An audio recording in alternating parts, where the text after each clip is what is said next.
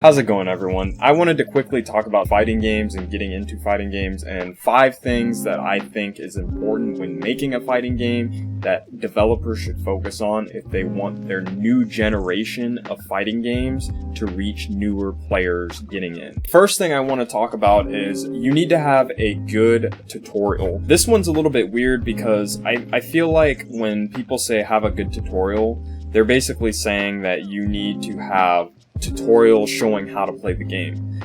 That is important, but there's actually some nuance to this. So if you just have tutorials telling you what to do, it doesn't really encourage the player to play the tutorials. So for example, me, I wouldn't say a veteran fighting game player, but I have played my fair share of fighting games, at least NRS games. I've played pretty much every single one except Injustice, the first one.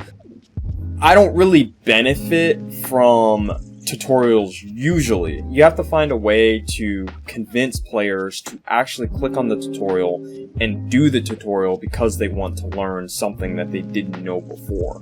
I think this is very helpful if you have a good story mode. Story mode is a great place where you could probably give some ideas on how to play the fighting game while also being able to interact with the fighting game at the same time. So maybe integrating some of the tutorials into story mode, or just giving you some sort of big reward for doing the tutorial. So for example, maybe a free costume that you have to unlock through the tutorial. I feel like that's a good way to get someone to play through the tutorial without it feeling like it's a hassle. I just felt like with MK11, I didn't do the tutorials just simply because I didn't really see the point. I could learn it all online as a person who has played fighting games before. So you have to find a way to convince newer players to want to do the tutorial because they just want to get in and fight. That's the big thing that I feel like is extremely important, is to realize that newer players just want to get in and fight. They want to be at the level that we're at, who have been playing fighting games for years. Now,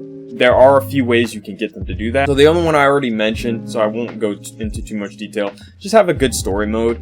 The thing about fighting games is back in the day, there was no story mode. So people went to the arcade, they put in their quarters, and they played, and they had fun. But now, to get people to actually play fighting games with all of the crazy interactions that we have with Call of Duty and, Dead by Daylight, like games that you can just get in and instantly start doing things, it's much harder to get that in a fighting game. Fighting games require a lot of time, they require learning combos, they require understanding how your character plays and spacing and everything. So what is the only thing that's going to get someone into your game as quickly as possible and make them want to play the next day? That's story mode. Story mode is pretty much the only thing that in our ADHD-filled era is going to convince someone to continue playing the game. So you definitely should have a solid story mode and should not neglect your story mode, because that is going to appeal to a wide casual audience and get them into the competitive scene, or even just playing fighting games online, which gets you closer to the competitive scene. The other thing I wanted to talk about is good practice mode. The problem is even though MK11 has probably one of the best practice modes I've seen, with Street Fighter V being an okay practice mode, I'd probably put that more on a 5 to 6 and this more on an 8 to 9. It does have its own issues. Like for example, I can't set my character or my opponent's character to do something if I hit them. So like if I hit him right here, right? I can't set him to respond to getting hit. I feel like that should be added. I don't know how they could do it, but I feel like that's gonna help. You need to have more and more options in practice mode so you can replicate them in the actual lab. Another good example is the wake-up attacks. Like in this game, you can't set your wake-up options. In Street Fighter V, you actually can set your wake-up options, which is a little bit unusual because you would expect MK11, that has the better practice mode, in my opinion, to allow you to set wake-up options. So I think setting custom wake-up options is extremely important, and I think that it will help improve your practice mode. But for the most part, this practice mode is very good. It shows frame data. Yeah, every fighting game at this point should have frame data in their game. You shouldn't have to pay for frame data. Frame data it's a thing. It's a part of fighting games. It's extremely important once you get near the edge of beginner level into the intermediate. Having frame data in your game is important, whether it be in the move list or move list is fine. You don't have to show it actually. Like I said, MK11, it's a much better practice mode. Like this is clearly one of the best practice modes you can get right now. That's why I put it 8 or 9, because it shows the frame data while you're actually doing the move, which is just insane. So yeah, have a good practice mode. If you have a good practice mode, the game will be really well explored, which is extremely important in the longevity of your game. So if you want your game to last a long time and you want players to continue playing and introducing new tech and things like that, having a good practice mode is important to making a fighting game. And this will also help beginners just getting in and doing combos. Like the thing about beginners is the two things they want to do is they want to get in and fight. They want to feel like they're good at what they're doing, or they want to at least have some sort of, they don't necessarily have to feel like they're good at it, but they have to definitely feel like they're progressing.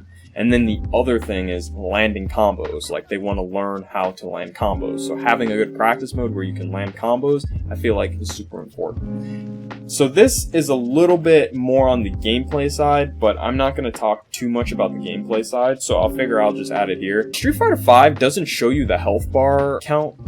I don't know why that's still a thing. We need to know exactly how much damage we're doing, so we can do math in our head when we're fighting. I don't want to have to guess how much damage I'm doing or how much chip. I want to see exactly how much health I'm taking off this person so I can make an informed decision in the neutral what I need to do. And I feel like this is just helpful. This is going to be helpful for intermediate players for sure. Not necessarily beginner players, but this will help intermediate players. Like we should be able to see our health bar, the number count. I think MK11, that was one of the smartest things they did. Easy to learn characters. So in Street Fighter V, they have characters like Shotos, which they generally have like Fireball, a Tatsu, or a Dragon Punch.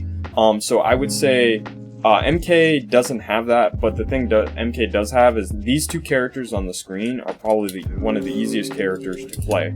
But the thing that makes MK special, especially MK11, is that, even in MKX with the variation system, you can equip certain moves that make them more complex to play. So let's say you pick up Scorpion and you just started. This is your first fighting game you've ever played. Well, when you first play Scorpion, you play a version of Scorpion. It doesn't really require that much execution, right? Like you can't cancel a teleport or anything like that. It's just simply combos and spacing. And this is a very good version of Scorpion to play when you first start. But later down the road, when you want your character to be more fancy and your character to have more mix-up, you start playing Scorpion with a teleport. Same goes for Liu Kang. When you first start with Liu Kang, you just have the straight fireball, the low fireball, and then like the buff, and then maybe something like the teleport. But down the road, you start getting things like the command grab. Command grab allows you to do a throw without being able to be teched. They have extra moves that are better for advanced players or that intermediate to advanced level, but when you first start in the beginning, they have easy to understand moves and easy to hit combos. This is one of the easiest combos to input in the game. And look at that, 214. So a lot of pro players or a lot of higher level players, even intermediate players say this, will say that we should have these in their games. We should have these in our games, because the thing is, just because execution is harder doesn't mean the game is better. MK11, I feel like, had a perfect balance between them. Maybe we can have more complex combos down the road, but we definitely need characters like Liu Kang in this game and Scorpion in this game, where the combos aren't that hard to input, and it's not hard to play those specific characters. And that allows more beginner level players to enter into the fighting game scene and enjoy fighting games, while also still making it difficult for them to play against the better player. Just because the characters are easier to play doesn't necessarily mean that they're going to be beating better players. And I'll get into why MK11 kind of didn't do that right. The reason why MK11 didn't do that right is because of things like Fatal Blow. I feel like Fatal Blow was kind of a mistake because you shouldn't get rewarded for losing. Now, Crushing Blows are a different story because that's a resource thing. Being able to do a Crushing Blow is easier than a combo, but that doesn't necessarily mean that it's not a useful thing to have in a fighting game, especially when it comes to things like resource management. So I think Crushing Blows are okay, but Fatal Blows was kind of a mistake for beginner level. But I would say we definitely need characters that have easy to understand game plans, they don't require much execution, and then later down the road, maybe when you want to try something else that's a little bit more complex about them, then you can do that. But you don't have to do that to play the fighting game. That will help beginner level players get into your fighting game.